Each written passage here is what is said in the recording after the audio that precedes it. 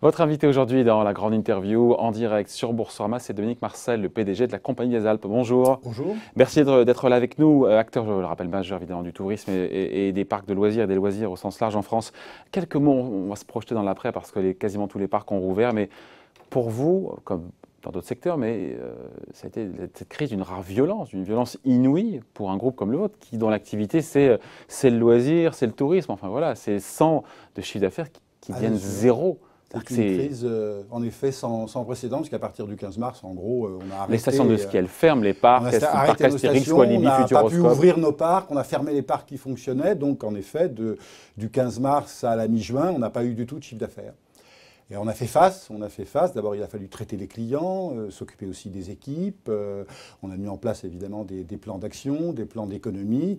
Et puis, c'est aujourd'hui l'actualité, des plans pour rouvrir les parcs dans les meilleures conditions. C'est chose faite, on a pas mal agi pour cela, et nos parcs en France sont ouverts depuis la mi-juin. Quasiment tous, ou il y en a encore Tous. Parce que j'ai regardé, j'ai eu le sentiment quasiment tous c'était... Astérix, le Futuroscope, non, tous nos parcs sont ouverts, et à l'étranger, ils étaient même un peu ouverts un petit peu avant, en Hollande et en Autriche, et en Belgique, ça va se faire dans une semaine, je pense. Bon, et Tignes, je le précise, pour ceux qui aiment la neige, parce qu'il y en a, Tignes, c'est le 27, sachant qu'au fur et à mesure... Tignes va ouvrir, et l'ensemble de nos sites de domaines skiables, évidemment très réduits en ce moment, puisque c'est le ski d'été, vont également ouvrir. Donc on a un retour à la normale sur nos sites. Ouais. Encore une fois, juste un petit mot pour cet hiver, enfin sur la saison d'hiver, il a fallu fermer dans la précipitation, comme ça. Oui. En 24 heures, Val d'Isère, La Plagne, les Deux Alpes, enfin j'en oublie, et Méribel et d'autres. Et au final, sur la saison, c'est 20% de chiffre d'affaires. Je me suis dit, finalement, vous n'en sortez pas si mal. Parce qu'on avait fait le gros, qui était une bonne saison. On avait fait le gros de la saison, hein, donc c'est 20% de chiffre d'affaires, ce qui est quand même significatif. Oui, mais l'impact va être significatif dans les parcs de loisirs, puisque ça nous a privé des vacances de Pâques. Hein, l'ouverture de nos parcs en les vacances de Pâques, on fait de très bons chiffres, et puis bien sûr les grands week-ends, tout le printemps. Ouais. C'est pour ça qu'il fallait absolument qu'on ouvre le plus vite possible. Vous croyez que les Français, plus de Français cette année, justement parce qu'on voit la montagne, vont revenir, en tout cas vont aller à la montagne cet été par rapport aux saisons précédentes? Alors, la montagne cet été, on espère qu'ils vont y aller, on fait tout pour, hein, parce que nous pensons que la montagne l'été offre de très belles perspectives, hein, des grands espaces, de la fraîcheur, moins de densité, des paysages merveilleux, pour un coût qui est relativement modéré. Donc nous participons à toute une série d'actions. Vous savez que nous sommes hébergeurs, nous sommes Théo, donc distributeurs, et nous faisons avec d'autres, avec l'ensemble des parties prenantes, des actions pour promouvoir la montagne cet été. Et nous sommes assez optimistes parce que nous sommes même très optimistes parce que nous pensons que la montagne aujourd'hui, à la sortie du Covid, est très bien placée pour séduire nos compatriotes. Vous le voyez dans les pré-réservations, dans les réservations? Ça commence à bien bouger, oui, je pense. Mais la montagne l'été, c'est pour maintenant et c'est pour les années qui viennent. Je pense que la montagne l'été présente, comme je vous le disais, d'extraordinaires atouts, et je pense que dans les années qui viennent, et pour nous en tout cas, c'est un axe stratégique de développement. Ouais. Le parc Astérix, pour le coup, maintenant on revient au parc d'attractions, rouvert lundi dernier, c'est ça? Il y a que le 15 juin. Oui, il y a 15 jours en fait. Enfin, on est le 22, oui, c'est ça, 15 juin, oui, c'est ça. C'est ça, il y a une semaine, c'est ça. Alors justement, cette première semaine, on m'a dit que c'était calme, mais c'est normal que ce soit calme la première semaine. C'était du rodage. C'est exactement du rodage, on s'y attendait. En plus, au mois de juin, en général, on a tous les groupes et les groupes scolaires. Par définition, il n'y en avait pas.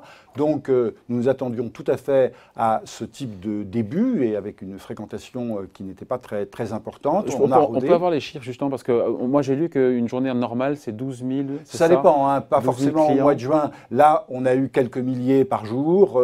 Ce week-end, autour de 5 000. Et on est assez rassuré parce qu'on voit bien que ça monte régulièrement. Le point mort est à 10 000. Hein.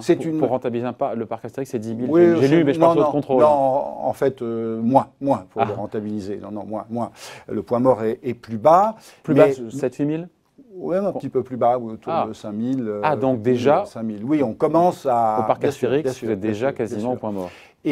Mais nous comptons évidemment aller bien au-delà. C'est juillet et août qui sont vraiment les saisons décisives, hein, à partir de la deuxième semaine de juillet, quand les vacances commenceront.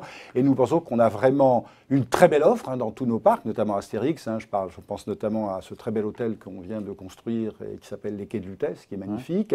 On a de très belles offres sur l'ensemble de nos parcs. Et puis je pense qu'il va y avoir un vrai désir de sortir. Il y a une impatience de sortir, de se distraire, de se ressourcer, de se divertir, de s'amuser après la période qu'on a vécue. Donc il n'y a pas de raison que les gens ne viennent pas chez nous. Et ce qui est aussi rassurant, c'est que nous avons opéré la semaine dernière, on s'est rendu compte que avec les conditions sanitaires, les protections qu'évidemment nous avons mis en place, eh bien l'expérience reste une belle expérience pour les gens qui viennent nous voir. C'est vrai, parce que je me suis dit, le parc d'attractions masqué, quand on fait le roller coaster, la montagne russe, je me dis, non. Non, ça passe. C'est évidemment, mais les gens comprennent qu'il y a cette contrainte, elle est partout. Mais alors, c'est uniquement pour quand on fait les attractions. Hein, on peut se promener dans le parc absolument librement et sans port de masque. Et ce qui nous revient, c'est plutôt une bonne appréciation, une bonne compréhension et une bonne appréciation de nos visiteurs. Ouais. Après, le côté positif, c'est qu'il y a moins de files d'attente. Pardon, pardon pour le positif, il y en a, mais... c'est vrai, de files d'attente, en effet. Ouais. Après, juste, vous me parlez de l'hôtellerie. Je ne pensais pas... Quel est le poids de l'hôtellerie pour le coup? Le poids d'hôtellerie, pour moi, je pense souvent les stations de ski, non, mais le parcs. poids, c'est encore faible dans le chiffre d'affaires, si vous voulez. Mais en termes de chambres, de lits, vous voyez, je vous donne l'exemple d'Astérix. Astérix, il y a maintenant 3 hôtels. C'est 450 chambres, c'est plus de 2000 lits. On va commencer au Futuroscope, il y a aussi beaucoup d'hôtels, dont un que nous gérons directement, et nous souhaitons développer cette compétence, là que je voulais, parce que nous savons bien que c'est quand un parc a une offre hôtelière, une autre offre hôtelière attractive, qui s'inscrit bien dans ce parc, eh bien, il est plus attractif et il attire des gens de plus loin. On améliore, on accroît la zone de chalandise. Et il y a un objectif stratégique de dire, voilà, l'hôtellerie au sein du groupe, ça pèsera... On n'a pas encore fixé... l'hôtellerie, mais c'est un axe stratégique. C'est un axe stratégique pour développer l'attractivité et la fréquentation dans nos parcs et aussi dans nos sites de domaines skiables. Hein. Nous ne sommes pas directement hôteliers, mais nous participons à des tours de table dans l'hôtellerie. Et comme vous le savez, nous sommes aussi gestionnaires de résidences. Pourquoi peut-être qu'un jour nous le serons. C'est pas fermé. Parce qu'il y a quand même beaucoup d'hôtels qui ouvrent de plus en plus, on le voit bien. Oui, et souvent nos domaines skiables, les stations manquaient parfois d'un nombre suffisant d'hôtels, à la différence d'autres pays. Et l'offre hôtelière est aussi un élément de l'attractivité. Il y a des projets déjà engagés qui sont on a quelques idées. Pas vous en dire plus, mais on a quelques idées. Ouais. Oui. Donc vous restez confiant encore une fois. Je voyais juste sur les images. Une personne qui passe pour désinfecter, effectivement, c'est une fois par jour, 2 fois par jour? Non, je pense aux conditions on sanitaires. désinfecte plusieurs fois par jour, on désinfecte les attractions, évidemment, il y a du désinfectant et du gel partout, la circulation, on a toutes les conditions. Après, chaque personne qui touche une barre de protection, on ne va pas non plus le nettoyer après, c'est pas... Non, mais c'est très bien fait et très bien assuré. Là, il y a pas, je crois qu'il n'y a vraiment pas de... Vous savez, on a une grosse expérience, nous, gestionnaires, opérateurs de parcs de loisirs, on a une très grosse expérience de la gestion de gros flux de clients. Donc on sait parfaitement le faire, y compris avec les nouvelles conditions sanitaires, et qui, encore une fois, sont tout à fait légitimes et que nous appliquons, bien sûr. Et donc l'expérience client n'est pas altérée selon vous, dans le retour que vous avez sur les premiers jours? C'est que notre expérience client, en effet, n'est pas altérée. Alors après, ce qui est encore difficile à prévoir, c'est comment les gens vont réagir. Est-ce qu'ils vont toujours avoir, comme certains, un peu peur de bouger, peur d'aller dans des endroits où il y a de la foule? Ça, je pense que progressivement, tout ceci va se lever au fur et à mesure que les semaines vont passer et au fur et à mesure que les gens se rendront compte que nous offrons des conditions de sécurité tout à fait suffisantes, car encore une fois, la désinfection, tout cela est assuré. Ouais. Il y a, je ne sais pas si ce chiffre existe, un taux de fréquentation moyen de l'ensemble de vos parcs comme indicateur au quotidien, de voir comme un taux de capacité. Chiffres, ça dépend énormément des parcs, si vous voulez, ça dépend des parcs. Astérix peut... C'est le dernier qui a rouvert, peut recevoir, oui, enfin, il a rouvert avec les autres à la mi-juin. Astérix peut recevoir jusqu'à 20 et même presque théoriquement jusqu'à 25 000, mais là l'expérience commence à être un peu plus difficile. Mais vous voyez, au mois d'août, par exemple, 12 13 000 chaque jour, voilà, c'est un chiffre qui est un chiffre tout à fait moyen et normal pour un parc comme Astérix. Voilà. Et les autres, encore une fois, ils ont bien Ils sont beaucoup plus petits. Hein, ouais. ils sont plus petits. Non, pas le Futuroscope. C'est des chiffres qui sont aussi assez voisins de ceux d'Astérix. Puis des chiffres comme Walibi Rhône-Alpes, c'est quelques milliers, c'est 5, 6, 7 000. Ça dépend des jours. Et là, ça dépend vraiment de la taille de nos parcs. Ouais, Walibi, il a rouvert avant, pour le coup. Walibi Rhône-Alpes, non, je pense que c'est à peu près dans les mêmes. C'est dans les mêmes eaux. Vous savez, c'est dans les mêmes eaux. De toute façon, au mois de juin, un peu avant, un peu après, c'est dans les mêmes eaux. Donc, Dominique Marcel, vous restez confiant pour cette saison estivale. Et encore une fois, vous l'avez dit, je ne sais plus dans quel média, enfin sur quel média, mais ça repose sur votre intuition, parce que ça fait longtemps que vous êtes à la tête de ce groupe. Ou est-ce que c'est basé sur des préservations, c'est basé encore pas sur des chiffres? On sent, vous voyez, nos sites, les connexions, nos sites, c'était 50-60% de moins qu'en juin d'habitude, il y a 3 semaines. Et puis ça a été que 20%, moins 20% la semaine dernière. Et ça y est, là, c'est normal. On retrouve, les gens se connectent à nos sites, regardent nos sites de la même manière que l'an dernier. Donc c'est progressif, mais c'est un très bon signe, c'est un excellent signe. Je ne serai pas péremptoire, parce qu'avec la crise qu'on a vécue, on va être modeste. Hein. Voilà, je ne vais pas lire dans les boules de cristal, mais je pense qu'il faut qu'on soit optimiste. Parce que, à force d'être pessimiste, à force de dire qu'on va dans le mur, à force de dire qu'il n'y a pas un vrai retour à la normale, c'est la meilleure manière. C'est des prophéties auto-réalisatrices, si vous voulez.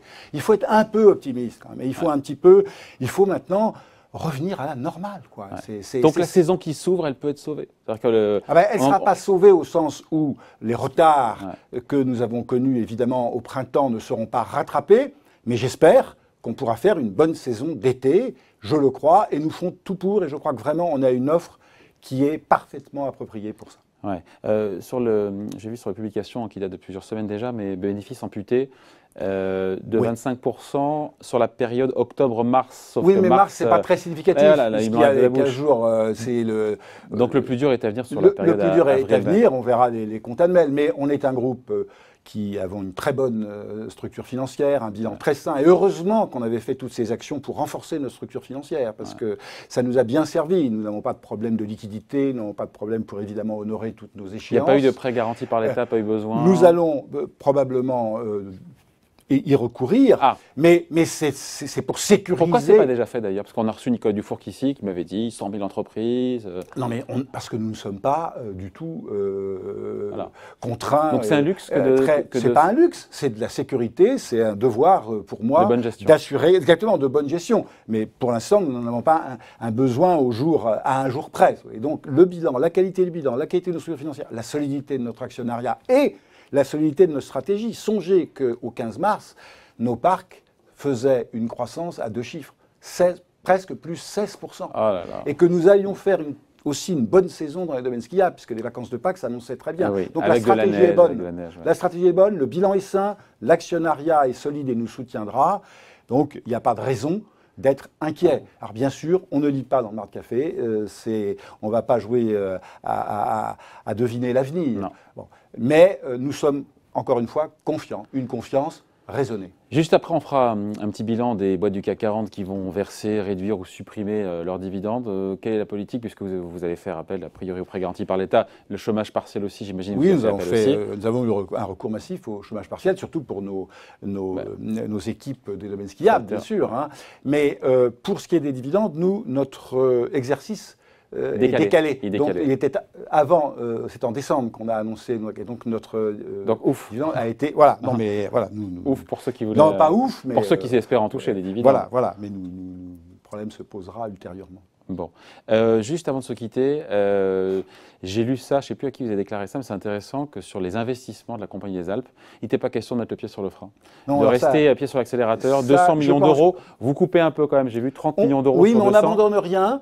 On ajuste, on lisse, on reporte 1 ou 2 projets un peu lourds. C'est pas de l'annulation, c'est du report. Et qui de toute façon probablement pas pu se faire parce qu'il faut des autorisations, parce qu'il y a des permis de construire à obtenir et que tout a été retardé à cause de la crise. Mais je pense très important qu'une société comme la nôtre, du fait notamment de notre actionnariat et du soutien que nous avons notamment de la Caisse des dépôts, qui joue, comme vous le savez, un rôle majeur dans la relance du tourisme. Heureusement qu'il y avait la Caisse des dépôts. Oui, et nous sommes...